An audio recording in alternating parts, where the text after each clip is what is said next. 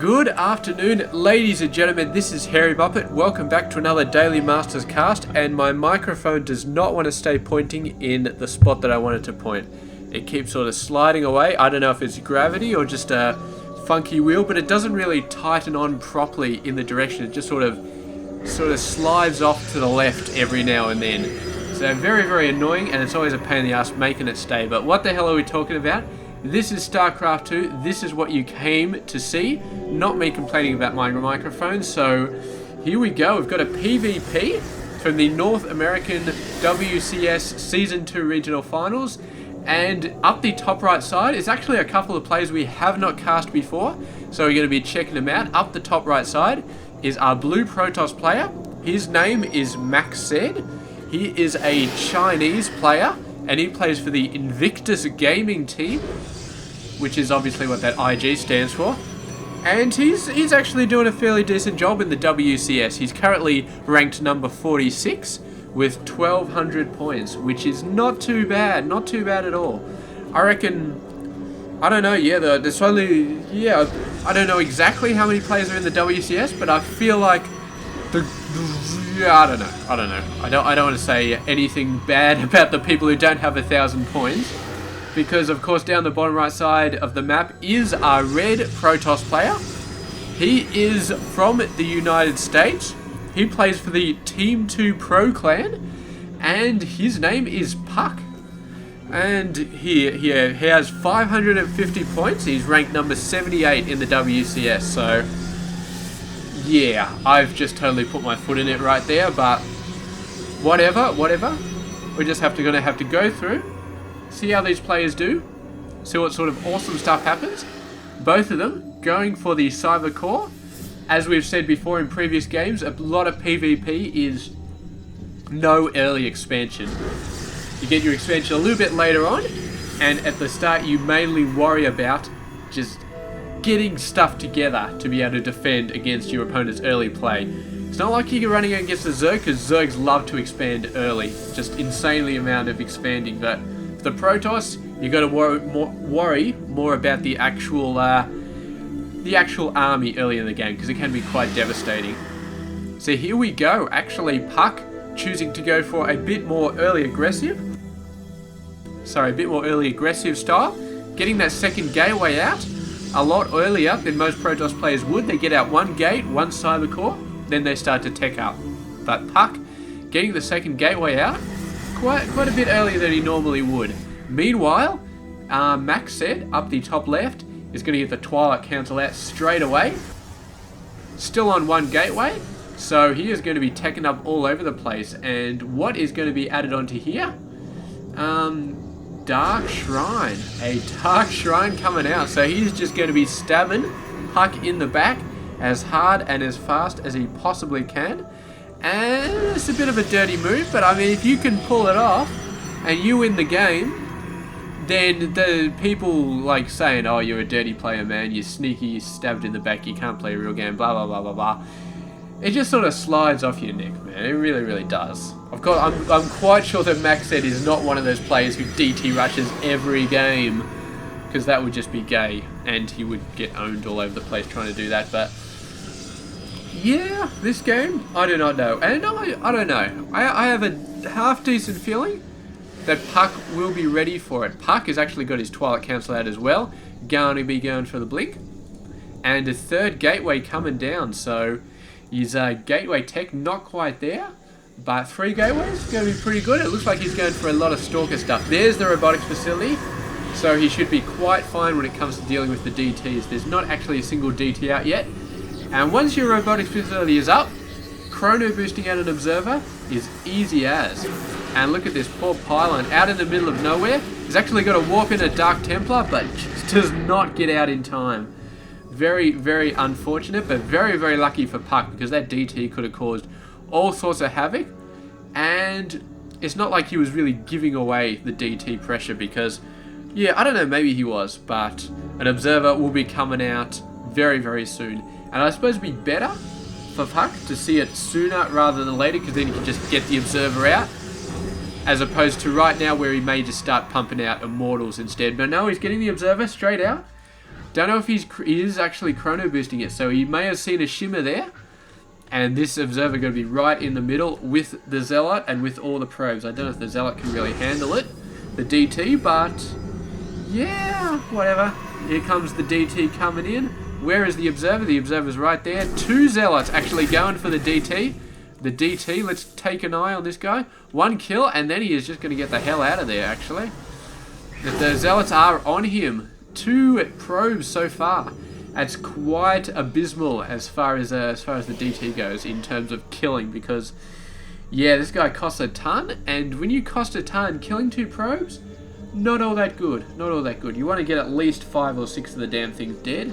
So here goes the Nexus, and I suppose the DT can just hammer away at that if he so feels like it.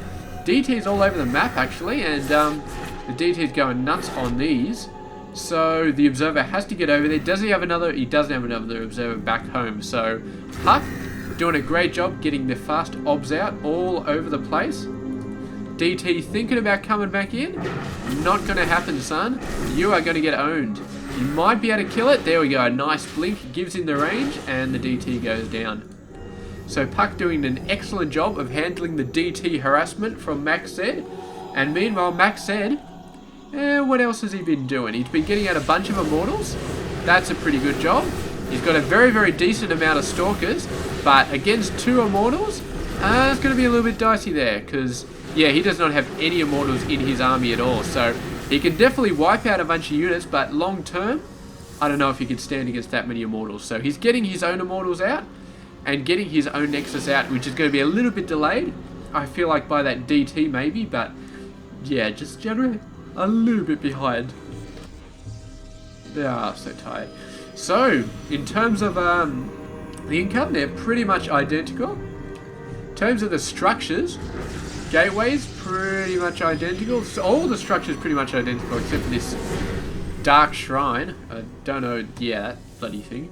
So yeah, looks like MacSed has got the Immortal advantage for now, but puCK definitely has the Stalker advantage, so he just needs a couple of Immortals to even out that Immortal advantage. And my microphone is turning around. I do not know how to stop this thing from turning around. It just does whatever it wants to do, and I cannot control it. Nice bit of a pause there. Looks like somebody DC'd maybe one of the admins, so there's no more admin in this game. And yeah, they'll probably be alright. They'll probably be alright. So yeah. MacSed going to be up at his tech once again, going for the Colossus. puCK right now just focusing on getting out the Immortals. He's still got a nice sort of contain here. Actually going to be pressing his luck, hoping to kill some workers. Get out of there nice and clean. Manages to blink past the force field. If he didn't have blink, he would have lost so many units there. But he did have blink, so hooray for him. And he did manage to kill 2 workers, which is not bad. I don't think he lost any units, so they got a bit softened up, but they didn't get any lost. Oh, he's going in again, but the Nexus is still overcharged. 1 more worker goes down, but taking some hits to the face still. No actual units lost, just a shield. Yeah, our units lost is not up to date, so that's fine. He's really got to wait for this to finish off, man. That thing just lasts absolutely forever. But it's not too bad. It's not too bad. Couple of Immortals coming out at the main base. puCK is getting Colossus out as well, so he's not going to be falling behind the tech of MacSed all that fast. He's really pushing in there though. He really wants to get some of those Immortals out. I didn't feel like he lost a unit, but he got pretty banged up there. And this Immortal got pretty banged up as well, but it's going to regen its shields. And here comes another Immortal, and puCK is going to have to get the hell out of there. He cannot stand up against this force anymore. Although it may take a couple more tries for him to figure that out. Oh, got the enemy observer out. So the allied observer free to run around and scout out this army. He sees the Colossus coming out, so he's like, alright, game on. Let's see what happens. MacSed going for a bunch more gateways. He's obviously happy with his economy. Although he's still behind puCK by about 8 workers, so that little bit of an attack over there, doing a great job. And we will see, because puCK really needs, yeah, he needs some more gateways, man. 3 gateways, there we go. There's a whole bunch of gateways coming out. So he is going to be catching up right there. Both of these players seem to be going for the same sort of playbook. puCK went for a lot more Stalkers early on. MacSed got his Immortals out a bit earlier. And also tried the DTs, which didn't really do that much. But they're pretty much on the same page right now. Busting out the Colossi. And although puCK is skipping ahead a few sheets, I feel like, by getting that Templar Archives out. So we could be seeing some Storms coming out very, very soon. But MacSed continuing to bust out the High Templar in his army. So he's either going for Archons. Yeah, he's going for Archons. Look at that Archon coming out. This may be what puCK's getting the Templar Archives for, just to get some Archons out. And he can always get Storms out if he needs to. If he feels like there's just too many Zealots and Stalkers out on the field, he can just start storming the living shit out of them. But the Stalkers running past. Wow, very, very nice move. How long they will survive, I do not know. But he's keeping this massive force of MacSed from engaging his forces directly. That's probably a good idea because, yeah, he's kind of low on the actual gateway units. He's got a lot of Colossus, but as far as the actual gateway units are concerned, he needs more to really sort of take the hits from these Zealots. But he's kind of run out of time here. There we go, a bunch more Zealots. An Archon coming out, so that's going to buy him a bit of time. But he needs that Archon right now. He needs all these forces. He's got a nice sort of concave here. Hit these guys from all different directions. So it's been good, but he's still feeling a little bit skittish. I don't know why, because he's got... Yeah, he's 10 army down, because he's actually like 15 army down. I don't know, whatever. But he's not actually doing... I feel like he's quite top heavy. He's got a lot of Colossus, whereas MacSed has less, but he's got a lot more heavier ground units. Look at all those Zealots, more Archons as well. So as long as puCK holds out long enough, his Colossus will do the damage, but he hasn't got nearly enough ground units in the front to really do that. So he's trying to hold off here, and he's doing an excellent job actually, but the Archons are still all alive, and they're starting to move in. Time warps from both players, really going to be holding these forces back from getting in as close as they want to. And puCK is starting to take some serious damage to his Colossus from those Immortals and from those Archons, but the vast majority live, and all that's left is the Mothership Core. But a few Stalkers warping in. Going to be taking care of that. And puCK keeping 4 of his Colossus alive, so managed to survive long enough. I really feel like the Time Warps were an excellent, excellent aid, as well as fighting in this particular position. The Archons over here, they had to try and get past the Zealots, then get around this corner to get up to the Colossus. It took so long. And the longer a battle like that goes for, the better off the person with the most Colossus is. So MacSed wanted to get that over quickly because he knew there was too many Colossus on the field for puCK. puCK wanted to drag it out, give his Colossus time to beat up everything. And that's exactly what they did. They managed to stop the Archons and the Immortals from getting in nice and close. And eventually, the overwhelming amount of Colossus just absolutely owned everything. So really, really nice job there.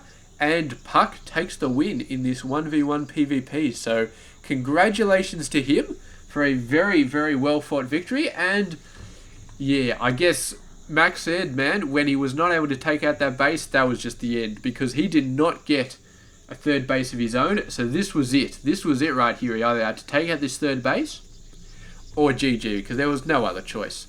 So anyway, that has been our 1v1 for today. Very, very exciting, and we'll be doing some more tomorrow. So stay tuned for that. This has been Hairy Muppet. I hope you enjoyed this game.